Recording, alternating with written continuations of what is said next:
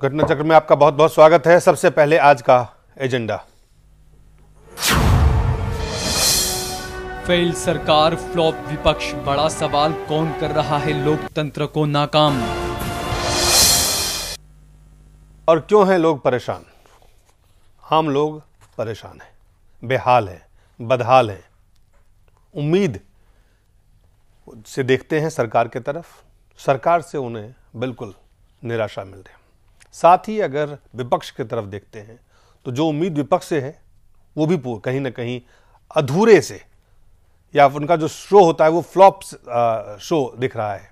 कम से कम राष्ट्रीय स्तर पे और राज्य स्तर पे भी मोर और लेस स्थिति यही है। कई ऐसे राज्य हैं जहां विपक्ष बिल्कुल शून्य की स्थिति में है, और लोकतंत्र में विपक्ष शून्य की स्थिति में हो तो जो लोगों के, आम लोगों के मसले हैं, मुद्दे हैं, उसको आवाज देने वाले, सरकार के नीतियों पर सरकार को घेरने वाले लोग अगर कमजोर हो तो लोकतंत्र कितना मजबूत होगा, इसका आप खुद ही आकलन कर सकते हैं। हमारे साथ है वरिष्ठ पत्रकार हैं और आप सब जानते हैं उपेंद्र प्रसाद जी को। उपेंद्र जी हैं हमारे साथ, और बीजेपी के युवा नेता हैं आनंद जी। आनंद जी, बहुत बहुत स्वागत है। धन्यवाद।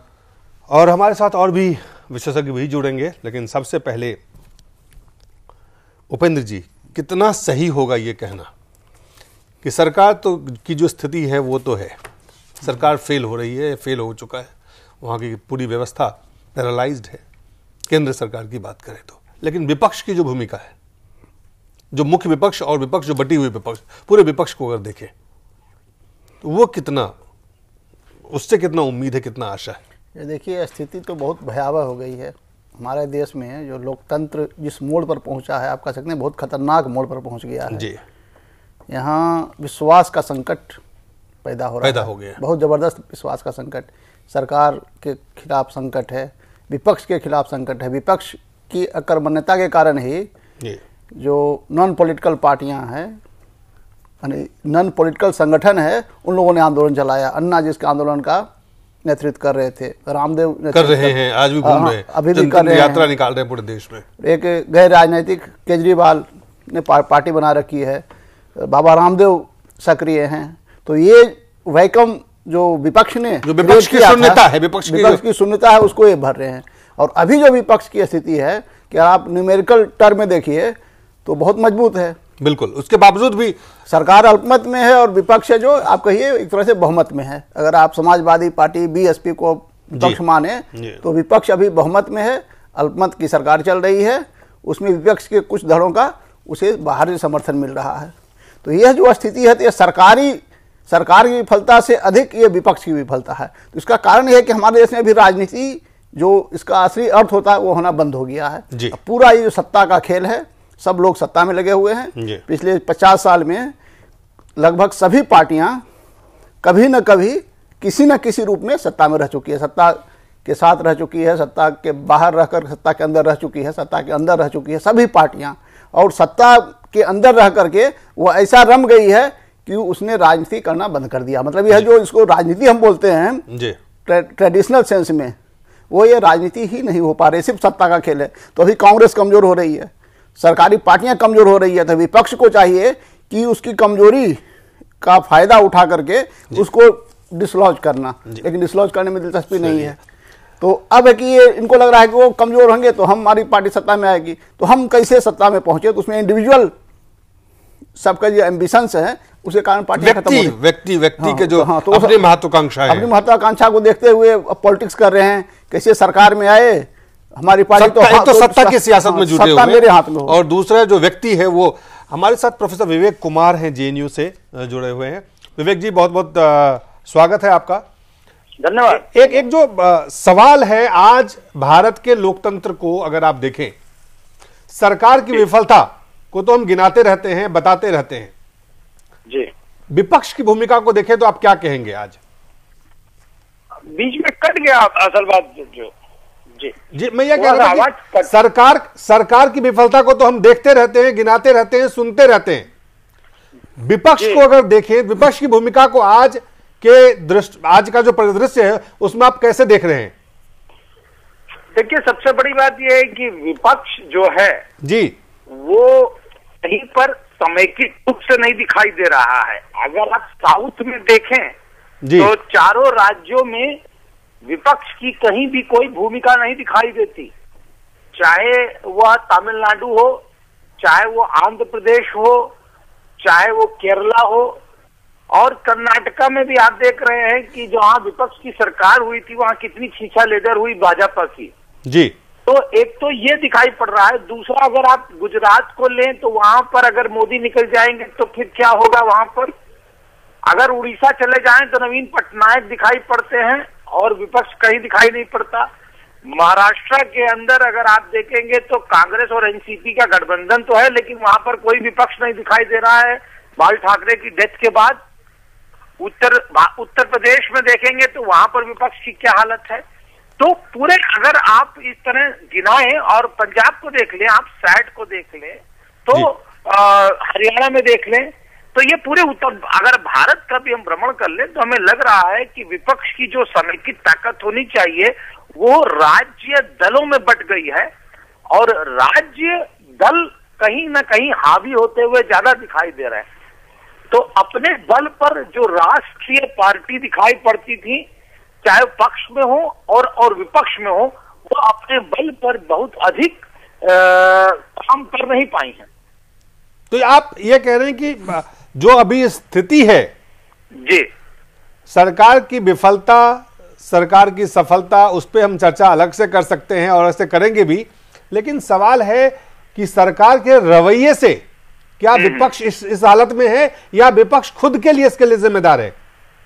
नहीं, विपक्ष ने अभी तक कोई पॉजिटिव एजेंडा नहीं रखा है कि जी, उनसे किस तरह अलग होंगे। वह केवल व्यक्तिवादी एक राजनीति करने की बात कर रहा है कि वह आच्छादित कर रहे हैं एक लीडर को जिसका नाम नहीं लेना चाहता हूं मैं, और उसको लगातार वो हर एंगल से राष्ट्रीय पटल पर और राष्ट्रीय राजनीति में ऊपर से पैराशूट करना चाहते हैं। यद्यपि वो 6 करोड़ के केवल नुमाइंदगी करते थे, अब वो 120 करोड़ करने का, उसकी नुमाइंदगी करने का दम भर रहे हैं। लेकिन क्या पॉजिटिव एजेंडा है उनका? क्या प्रजातंत्र को वो क्या दे पाएंगे? Right to education, right to information, मनरेगा, क्या उनके लिए दोनों भारत, जो कि एक गरीब भारत गांव के अंदर ट्राइबल एरिया के अंदर बसता, उनके लिए कोई एजेंडा अलग से है, और एक चमकता हुआ शाइनिंग इंडिया जो भारत है उसके लिए कोई एजेंडा उनके पास अलग से है? मुझे नहीं लगता है कि भूमंडलीकरण की इस आर्थिक राजनीति में उनका कोई अलग एजेंडा हो सकता है, क्योंकि agenda is decided by international economic powers. वो तो दिखाई पड़ रहा है, उसको वो वही टोएंगे। लेकिन क्या भारत के जी, मैं आपके पास आ रहा हूं। भारत है, जो किसान है, जो ट्राइबल एरिया के लोग हैं, दलित हैं, पिछड़े हैं, क्या उनके लिए कोई एजेंडा है? जी, चलिए विवेक जी, आप हमारे साथ बने रहे। आनंद जी हमारे साथ बीजेपी से हैं। जी आनंद जी, जो महत्वपूर्ण सवाल है। आनंद साहू जी, देखिए, मैं अभी सुन रहा था विवेक जी को और उपेंद्र जी को। सबसे बड़ा दुर्भाग्य यहाँ ये होता है कि हमारे जैसे, आपके जैसे जो बुद्धिजीवी जो है, मैं भी पेशे से हवाई जहाज का इंजीनियर रहा हूँ, और हमारे जैसे बुद्धिजीवी, आप जैसे बुद्धिजीवी वर्ग हताशा की ओर जा रहे हैं, और इसमें ऊपर से आप विपक्ष को कटघरे में खड़ा करने की कोशिश कर रहे हैं। और जहां तक मैं देख रहा हूं, आप अंग्रेजों के शासन को याद करिए। आप तब भी अंग्रेजों ने भी कभी नहीं सोचा था कि देश में उनका शासन जाने वाला है। ऐसे ही यूपीए सरकार भी आज यही मानती है कि चाहे जो भी हालात हो, बांटो, लूटो और शासन करो। क्यों?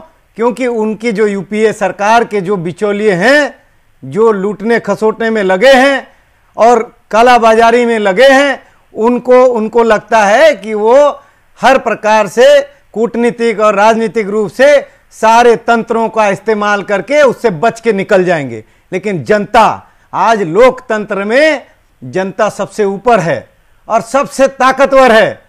जनता की नजरों में आप बहुत दिन तक बच के नहीं रह सकते हैं। अंग्रेजों का याद करिए, अंग्रेज सोचते थे इतने बड़े बड़े भवन निर्माण किए। मैं एक मिनट आनंद जी, आज विपक्ष की बात मैं बता रहा हूं, विपक्ष की भूमिका पे आइए। मैं बता रहा हूं, विपक्ष जो है, आप एफडीआई के मुद्दे को लीजिए, विपक्ष ने हर आंदोलन किया, पार्लियामेंट को नहीं चलने दिया, हर प्रकार से उनको वोटिंग के लिए मजबूर किया, और विपक्ष के पास जितनी ताकत थी आपको सब मैं कुछ अभी लगाया। अभी आपके पास, और आप जैसे आपने गिनाया कि उत्तर से दक्षिण से लेके उत्तर तक विपक्ष का भूमिका नहीं, मैं पूछता हूं कांग्रेस का कहां भूमिका है?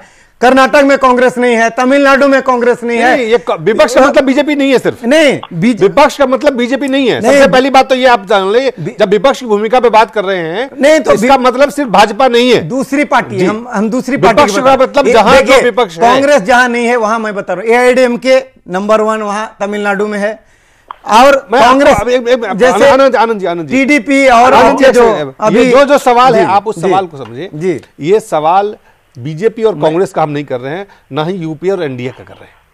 आज जो बड़ा सवाल है, इस बात को आप पहले समझें कि सवाल जो आज खड़ा है लोगों के सामने में जी, आप ये देखिए, आप सुनिए, अन्ना हजारे जी 2 साल से लगातार प्रोएक्टिव होके भ्रष्टाचार के खिलाफ, तमाम चीजों के खिलाफ लड़ाई, अन्ना हजारे एक से पहले बाबा रामदेव लड़ रहे हैं, केजरीवाल और उनके समर्थक लड़ रहे हैं, देश के कई ऐसे सिविल सोसाइटीज हैं छोटे छोटे ग्रुप में जो लड़ रहे हैं जी।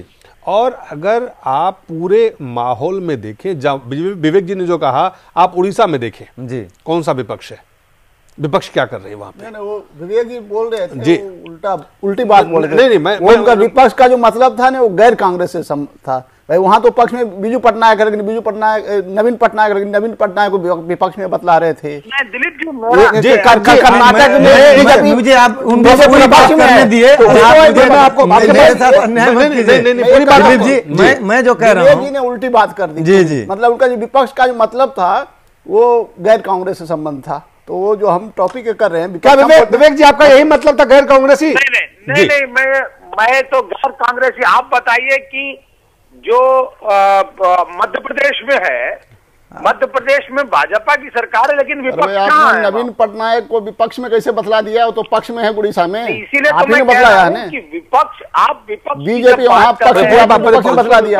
राजनीति होती है, आप उसको देखिए कि पक्ष और विपक्ष दोनों जब राजनीति करते हैं सरकार में तब राजनीति सशक्त, सरकार में उसको आप विपक्षी बतला रहे हैं। बात जो कर रहा था वही तो यही चीज कह रहा हूं मैं। अगर पक्ष है तो उसका एजेंडा क्या है और विपक्ष का एजेंडा क्या है?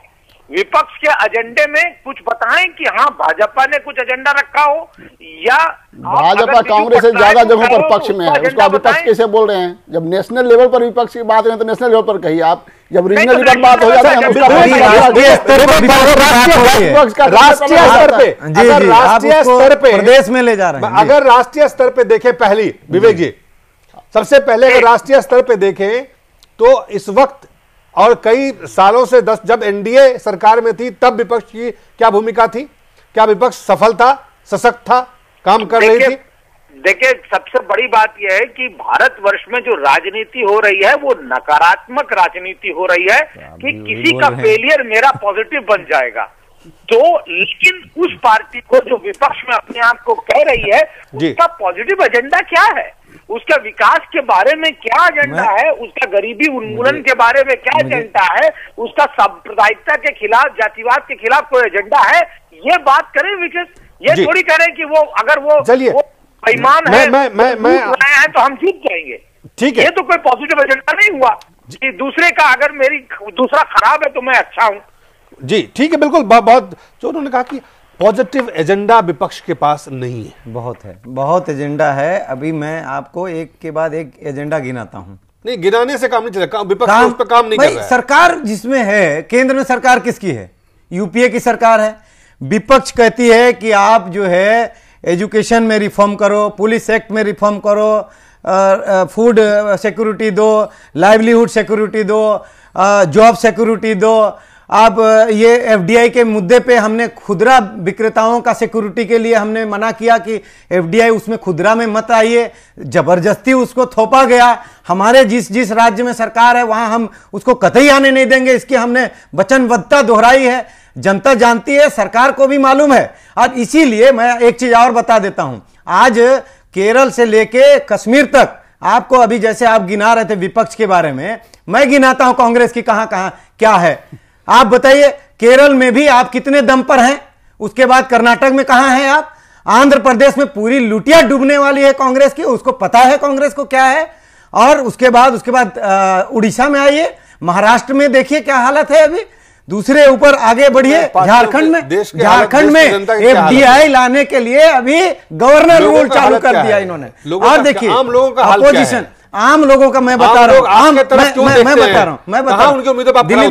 बता रहा हूं आम लोगों का, मैं बता रहा हूं आम लोगों का क्या हो रहा है अभी। देखिए मैं बताता हूं, आम लोग अन्ना के साथ जाते हैं, रामदेव के साथ जाते हैं, केजरीवाल के साथ, हमारे साथ भी आए बहुत, आपके साथ, आपको हमारे साथ भी है जनता। देखिए मैं बताता हूं, आप सुनिए, क्योंकि आपकी पार्टी है, संगठन है, लेकिन आम लोग जो सबसे बड़ा सवाल है, आज आम लोग जिस उम्मीद से आपकी तरफ देखते हैं, जिन उम्मीदों पे आपको खड़ा उतरना चाहिए, मैं बता रहा हूं हम लोग कैसे उम्मीदों पे खड़े हैं और कितना हम हैं, बता रहा हूं मैं।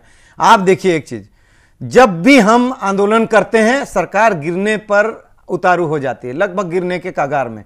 और उसके बाद क्या होता है, यूपीए के जो घटक दल हैं उनको जो है उनके आपको पता होगा शायद लगभग 8000 केस सीबीआई के पास पेंडिंग है, और वो सीबीआई का केस उनको दोहराया जाता है कि अगर तुमने जरा सी दाएं बाएं बात की तो आपके पीछे सीबीआई को, हाँ तो फिर जो आप विपक्ष, सुनिए, अगर विपक्ष नहीं होती तो आज जो सीबीआई का ऊपर लिपापोती कर रहे हैं, उनको कोलगेट के इश्यूज पर उनका जो सारा जांच किया हुआ जो स्टेटस रिपोर्ट था उसको बदलने की प्रयास किए, वो विपक्ष के नाते आज ये खुलासा हुआ। अब पूरा देश जानती है, सीबीआई के डायरेक्टर रंजीत सिन्हा जी ने इसको खुलेआम हलफनामे में दिया है कि हमारा रिपोर्ट उन्होंने देखा है, प्रधानमंत्री का कार्यालय ने देखा, कानून मंत्री जो सुन लीजिए, जो रक्षक हैं देश के, प्रधानमंत्री जो लोकतंत्र के रक्षक, उन्होंने भक्षक का काम किया और ये पूरा देश शर्मसार हुआ। क्या कर रहे हैं हम लोगों के नाते ये खुलासा हुआ है, क्या आपने ये विपक्ष के नाते? जी सुप्रीम कोर्ट के निर्देशन में ये तमाम चीजें हो रही है। हमारे नेता अरुण जेटली जी ने इसको खुलासा किया, पहले ये सरकार की अक्षमता है, सरकार का फेल्योर जहां है वहां पे विपक्ष का एक पॉजिटिव इमेज, एक पॉजिटिव व्यू, एक पॉजिटिव क्रुसेड, एक प्रोसीडिंग जिसे कहते हैं, वो विपक्ष का दिखना चाहिए था। वो दिख रहा है आपको?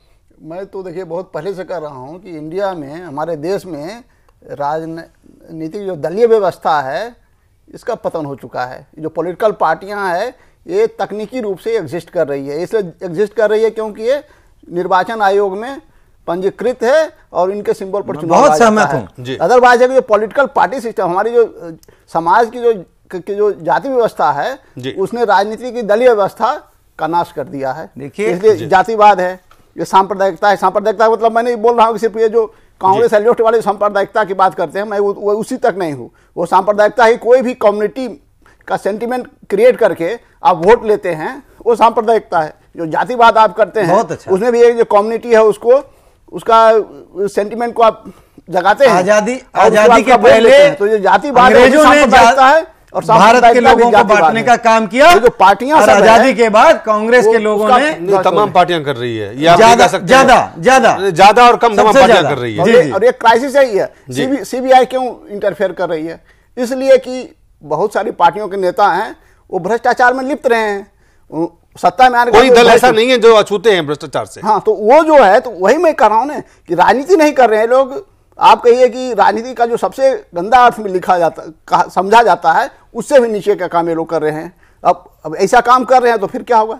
सीबीआई है, अब थानेदार से डर जाएंगे भाई। उनको लोकतंत्र के तहत चुनाव के बाद ताकत मिलती है, लेकिन उनको उनकी ताकत देखिए कि एक थानेदार से डर जाएंगे, सीबीआई का जो एक इंस्पेक्टर है उससे डर जाएंगे, उसके सामने झुक जाएंगे। तो ये क्यों स्थिति हुई है? ये स्थिति इसलिए हुई है कि सभी पार्टियां सत्ता में आ चुकी है और सत्ता में आकर के भ्रष्टाचार में लिप्त हो रही है। तो अभी जो भ्रष्टाचार है, जो हमारे देश की लोकतांत्रिक व्यवस्था के सामने सबसे बड़ा खतरा है। और जातिवाद और सांप्रदायिकता, यानी जातिवाद बड़ा बात। आप ये देखिए, आप आनंद जी, भ्रष्टाचार, जातिवाद और सांप्रदायिकता, ये तीन बातें हैं जो तमाम राजनीतिक दल को कहीं न कहीं से प्रत्यक्ष रूप से और अप्रत्यक्ष रूप से उसका इस्तेमाल कर रही है, या उसका इस्तेमाल करके सत्ता में आने के बाद इसका इस्तेमाल किया है, या सत्ता पाने के लिए इसका इस्तेमाल कर रही है। मैं एक बात और आप जो सवाल है, गंभीर विषय में बता रहे हैं, जो सवाल है कि क्या आज का विपक्ष, चाहे वो भाजपा में हो या भाजपा के सहयोगी हो या जो भाजपा के सहयोगी और नहीं है लेकिन यूपीए सरकार के विरोधी हैं, क्या वो तमाम लोग इससे आज मुलायम सिंह और मायावती अगर कांग्रेस को समर्थन देने के लिए मजबूर हैं तो उनकी अपनी सत्ता की भूख थी, बिल्कुल सत्ता का दुरुपयोग था कहीं ना कहीं, जिनके कारण आज वो इसमें फंसे हुए हैं। तो ऐसे में विपक्ष कितना सशक्त हो सकता है? सवाल सिर्फ बीजेपी का नहीं है। देखिए, अगर आप मुझसे कह जी, रहे हैं आपसे तो कह रहा हूं। मैं एक बात बताऊं आपको, लोकतंत्र में सबसे बड़ा खामी जो आज है वो वोटिंग का जो सिस्टम है वो है। आप देखिए, कभी भी आप जो जिस बात को आप कह रहे थे आपको लोगों ने वोट देके इलेक्ट करके संसद में भेज दिया, आप उसको वोटिंग जो वोटिंग, एक मिनट मेरी बात पूरा दिलीप जी। जी, मैं आपकी बात से मैं कहीं हट के नहीं बोल रहा हूं। आप जैसे आपने जाति का बात बताया, बाकी बात को बताया, वैसे ही मैं एक बात रख रहा हूं, आप सुन लीजिए जी। आज वोटिंग जितना होता है लगभग 50% 55% वोटिंग होता है, ठीक है।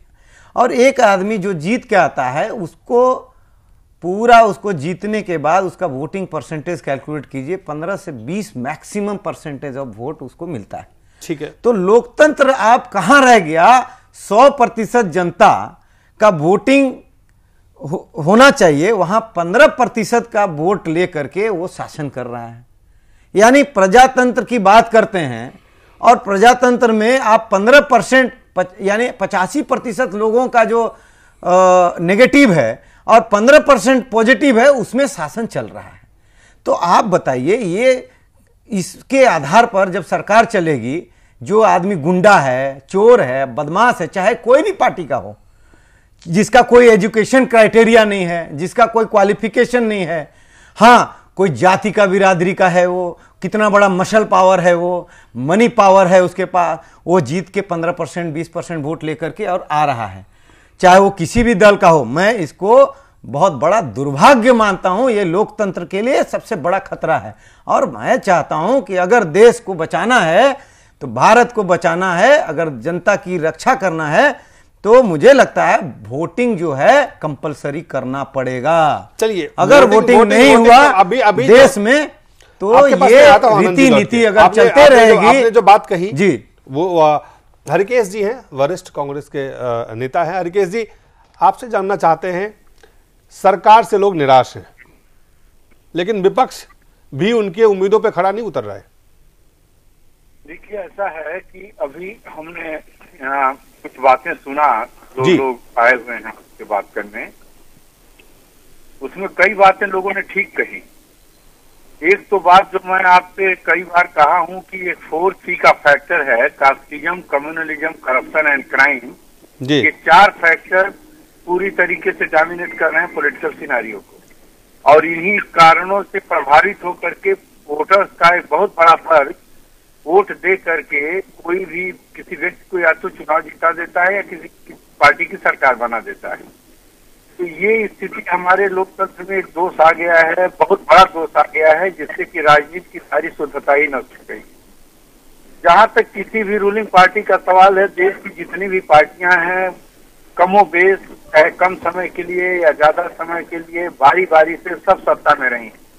और जब भी वो सत्ता में रही हैं तो सबने करीब करीब रास्ता वही सब अपनाया है जिसकी वो विपक्ष में रह करके आलोचना करते हैं दूसरे।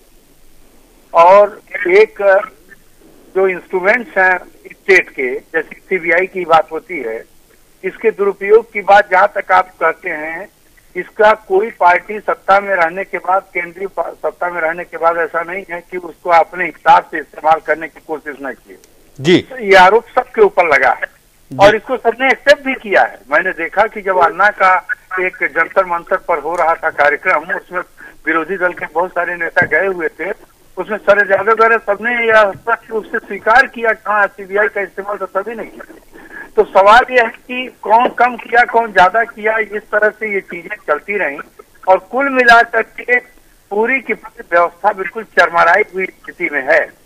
और ऐसी स्थिति में चाहे रूलिंग पार्टी हो या विपक्ष हो, दोनों को अपने रचनात्मक भूमिका के बारे में जरूर सोचना चाहिए। लेकिन वो सोचेंगे भी क्या, जब वोटिंग पैटर्न के बारे में हमारे जो यहाँ पर सहयोगी आपके बैठे हुए हैं, बात कर रहे हैं, वो लोग भी इसी राय के हैं, मैं भी वही बात कर रहा हूँ। जब इस तरह के लोग तमाम तरह के अपराधी, तरह तरह के गलत काम करने वाले लोग सभी तो नहीं है, लेकिन काफी संख्या में इस तरह के भी लोग चुन करके देश की तमाम ऐसी संस्थाओं में पहुंच जा रहे हैं जी। जिन लोगों का राजनीति से कोई लेना देना नहीं है, वही राजनीति के मालिक बन करके बैठे हुए हैं। तो राजनीति में जो विकृतियां आज दिखाई दे रही हैं वो तो होनी ही होनी है, उनको आप लोग कैसे सकते हैं अगर इस तरह के तत्व यहाँ रहेंगे तो। जी, लेकिन हरकेश जी जो बात आपने कहा उसमें एक सवाल मन में स्वाभाविक सा आता है जो आपने कहा, लेकिन जो लोग लीड कर रहे हैं पार्टी को, चाहे कोई भी दल हो, ये वो लोग नहीं हैं जिनके बारे में हम कह रहे हैं वो एबरेशंस जो सियासत में है, जो लोग मनी पावर और मसल पावर से जीत के आए हैं, लेकिन जो लोग नेतृत्व कर रहे हैं वो लोग जिम्मेदार है ना। आप ये देखिए, आज डॉक्टर मनमोहन सिंह सरकार के मुखिया हैं, ईमानदार व्यक्ति हैं, पढ़े लिखे व्यक्ति हैं। 1991 के बाद से लेकर लगातार देश के पूरी व्यवस्था, आर्थिक नीतियों में उनका योगदान रहा है। आज जिस तरह की चीजें हो रही है देश में, तो क्या जब सरकार के मुखिया ऐसे व्यक्ति हों तो क्या ये चीजें उम्मीद की जा सकती है? चलिए, सरकार की कई कहते गठबंधन की सरकार है, लेकिन जो विपक्ष है वहां तो गठबंधन की विपक्ष नहीं है ना। देखिए, हम कांग्रेस सरकार या किसी सरकार के बारे में बात ना करके हमें नहीं, मैं गठबंधन विपक्ष की बात कर रहा हूं कि विपक्ष क्या कर रही है। हाँ सर, नहीं, सैद्धांतिक रूप से एक बात करिए जी। सिद्धांत की बात यह है कि सरकार का कोई भी मुखिया हो या विपक्ष का कोई बड़ा नेता हो, दोनों ही स्थितियों में एक बात तो सही है कि जब कभी भी कोई गलत काम जानकारी में आपके आ जाए तो आपको उसे रोकने की कोशिश करनी चाहिए। और किसी भी व्यक्ति को अपने पद या अपनी सरकार के अस्थायित्व के बारे में सोचने की बात मैं नहीं समझता हूं कि जायज है, क्योंकि हमने इस देश के अंदर और भी बड़े बड़े लोगों को देखा है शासन चलाते हुए। इंदिरा गांधी को देखा, मोरारजी देसाई को देखा, चौधरी चरण सिंह को देखा। ये सब कई लोग ऐसे थे जो कि किसी भी प्रकार के भ्रष्टाचार को अगर उनकी जानकारी में आ जाता कि ऐसा कुछ बड़ी चल रही है लूट की, तो उसे होने नहीं देते, चाहे उनकी कुर्सी रहती है जाती। तो ऐसे भी लोग तो इस देश के प्रधानमंत्री रहे हैं ना। तो आज उन लोगों का भी जो आचरण रहा है, जो उनको कार्य प्रणाली, लेकिन जो विपक्ष है हरकेश जी, जो आज का विपक्ष है, सत्ता पक्ष के लोग तो होना तो सब। हरकेश जी, जो आज का जो विपक्ष है वो क्यों सरकार की विफलता की मैं बात नहीं कर रहा हूं, मैं तो कह रहा हूं विपक्ष क्यों फ्लॉप हो रहा है। विपक्ष भी अपने उत्तर लिखे। विपक्ष का एक काम है, प्रोफेसर हेराल्ड नाथी ने कहा था ना कि the role of opposition in democracy to criticise, oppose and depose the government. तो अपोजिशन का ये काम तो है ही कि सरकारी पक्ष की कमियों को आलोचना करे, उसका विरोध करे और उसको हटा करके वो शासन की बागडोर अपने हाथ में ले। तो अपोजिशन का डेमोक्रेसी में फर्ज होता है, कर्तव्य होता है, ड्यूटी होती है। लेकिन सवाल ये है कि अगर अपोजिशन केवल एक काम में लगा रहे, दबाव लगाने में कि किस तरह से हटें और हम कब्जा करें और फिर हम भी वही सब करें, तो उससे देश का, समाज का कोई भला नहीं होता। जी, चलिए, अब हरकेश जी हमें एक समय हो गया छोटा सा ब्रेक का, लेकिन ब्रेक के बाद हम लौटेंगे तो आनंद जी से ये सवाल पूछेंगे कि 10 साल से भाजपा मुख्य विपक्षी दल है और 10 साल में जितने बड़े बड़े जो लोगों की उम्मीदों पे सरकार को उतरना चाहिए, जिस तरह से सरकार विफलता की तरफ लगातार लोग जिस तरह से निराश हैं, उस निराशा में आशा भाजपा की तरफ क्यों देखे? कौन सी ऐसी भूमिका बीजेपी की या एनडीए की या विपक्षी दल के रूप में रहा जिसे लोग 2004 से 9 में लोगों ने कांग्रेस को या यूपीए को लाना पसंद किया, इसके बावजूद कि बीजेपी और एनडीए विपक्ष में थे? क्या विपक्ष की भूमिका से लोग शायद तब भी खुश नहीं थे? और अब की जो भूमिका है, जो 2014 की इसकी शुरुआत हो चुकी है, उस लड़ाई में विपक्ष की भूमिका को देखते हुए आगे की राय क्या होगी? एक छोटे से ब्रेक के बाद।